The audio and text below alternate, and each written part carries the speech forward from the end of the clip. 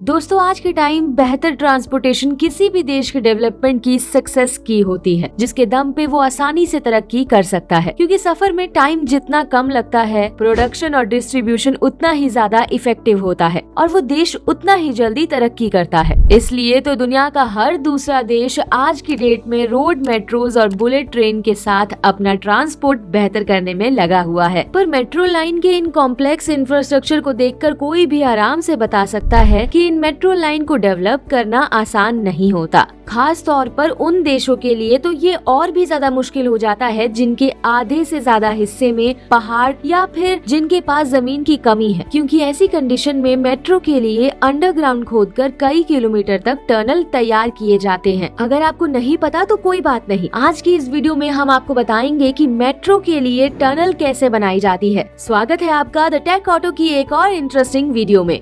दोस्तों, अगर हम आज से 40 से 50 साल पहले जाएंगे तो देखेंगे कि कई देश अपने यहाँ टनल की खुदाई के लिए ड्रिलिंग मशीन और ब्लास्टिंग जैसी तकनीक का इस्तेमाल करते थे। इस तकनीक में खुदाई वाली जगह पर ड्रिलिंग करके जगह जगह पर डायनामिक फिट किए जाते थे। पर दोस्तों, ये तकनीक खतरनाक होने के साथ साथ ज्यादा टाइम भी लगाती थी, क्योंकि इससे टनल्स के लिए स्पेस तैयार तो हो जाता था, लेकिन सुरंग बनाने के लिए ड्रिलिंग मशीन के जरिए कई दिनों तक खुदाई करनी पड़ती थी और कहीं कहीं तो मशीन भी काम नहीं करती थी, तो मजदूरों को अपने हाथों से ही खुदाई करनी पड़ती थी और फिर कई महीनों बाद ट्रेनों के लिए सुरंग तैयार होती थी। पर अब ऐसा बिल्कुल नहीं करना पड़ता, क्योंकि अब बाजारों में ऐसी खतरनाक विशाल मशीनें आ चुकी हैं जो सालों का काम कुछ महीनों या कुछ हफ्तों में ही निपटा देती हैं। इन्हीं मशीनों में से एक है टनल बोरिंग मशीन, जो पहाड़ों और शहरों में अंडरग्राउंड टनल बनाने के लिए तैयार की जाती है। तब से ही कंस्ट्रक्शन कंपनीज का टनल की खुदाई में लगने वाली मशीन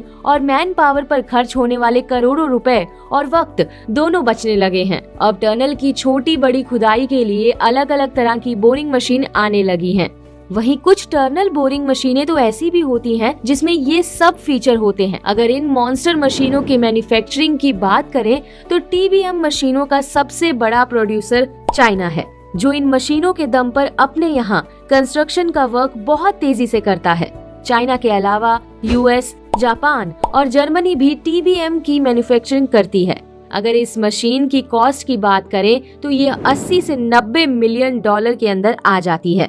दोस्तों, अब बात करते हैं कि आखिर TBM के जरिए सुरंग कैसे तैयार की जाती है। टनल तैयार करने के लिए तो सबसे पहले टनल वाली जगह को खाली किया जाता है और जब टनल जंगल में से निकालनी हो तो हजारों पेड़ों तक को भी हटाना पड़ सकता है। फिर अर्थ प्रेशर मशीन की मदद से जमीन की खुदाई करके इन बड़ी मशीनों के लिए जगह बनाई जाती है। फिर इस मशीन को उस जगह में फिट किया जाता है। ये मशीन इतनी बड़ी होती है, इसलिए इनको अलग अलग पार्ट्स में लाकर कंस्ट्रक्शन वाली जगह पर ही असेंबल किया जाता है, जिसके बाद ये मशीन काफी लंबी हो जाती है, जिसके बाद इंजीनियर इसमें बैठकर इसे ऑपरेट करते हैं।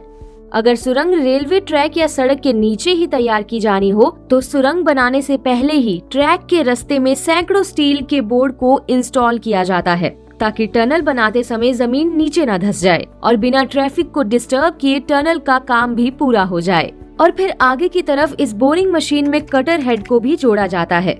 कटर हेड पूरा खतरनाक ब्लेड से जड़ा होता है। हाइड्रोक्लोरिक सिलेंडर प्रेशर से मशीन को आगे की तरफ धकेलता है और अपने आगे आने वाले तमाम मिट्टी के कंकड़, पत्थर और आने वाली बहुत सी चीजों को हटाता चला जाता है। टनल में निकले तमाम कंकड़ पत्थर को मशीन के द्वारा अलग अलग किया जाता है, जिसके लिए कंस्ट्रक्शन साइट पर ही एक प्रोसेसिंग मशीन को इंस्टॉल किया जाता है। खुदाई में निकले इन पत्थरों को फैक्ट्री में ले जाकर मशीनों की मदद से क्रैश करके इसे कंक्रीट पेस्ट में बदल दिया जाता है और मेट्रो टनल में लगने वाली बड़ी बड़ी रिंग्स या फिर पोल्स को तैयार करने में इस्तेमाल कर लिया जाता है।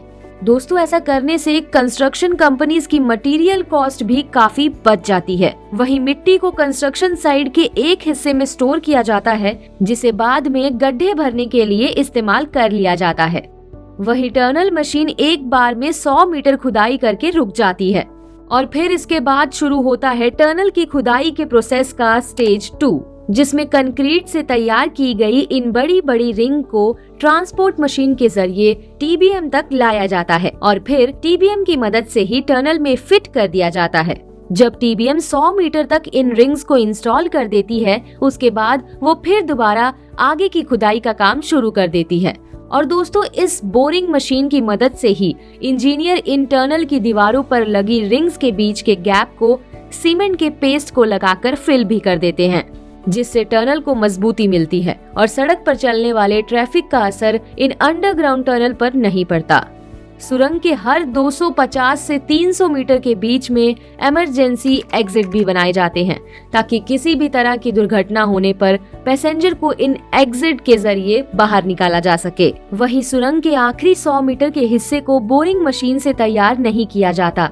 इसके लिए कट एंड कवर का इस्तेमाल किया जाता है। इस तकनीक में क्रेन और बाइकर की मदद से खुदाई करके सुरंग तैयार की जाती है, और जब सुरंगें बनकर तैयार हो जाती हैं, तो टनल बोरिंग मशीन के पार्ट्स को भी अलग अलग मशीनों की मदद से बाहर निकाल लिया जाता है। कई बार इन टनल मशीन को कंस्ट्रक्शन कंपनीज रेंट पर लेती है। ऐसे में तय सीमा से ज्यादा टाइम लगने पर इन कंपनीज को एक्स्ट्रा पैसे भरने पड़ते हैं। हाँ, लेकिन जब ये विशाल मशीन 5 से 6 मशीनों का काम अकेले ही कर लेती है, तो कंपनी को घाटा कम ही होता है। और ये टनल बोरिंग मशीन के आने से सुरंग में होने वाले हादसे भी कम हो गए हैं। हमारे देश में दिल्ली, मुंबई, कोलकाता, चेन्नई, बेंगलुरु और हैदराबाद में बने मेट्रो टनल इसी मशीन से बनाई गई हैं। तो देखा आपने कैसे टीबीएम मशीनों की मदद से मेट्रो के लिए सुरंग खोदना कितना आसान हो गया है। दोस्तों, अगर आपको वीडियो अच्छी लगी हो तो इसे लाइक करने के साथ साथ अपने दोस्तों में भी शेयर जरूर करें, और अगर आप चैनल पर नए हैं तो इसे सब्सक्राइब करना ना भूलें। मिलते हैं आगे ऐसी ही एक और इंटरेस्टिंग वीडियो के साथ। तब तक के लिए धन्यवाद।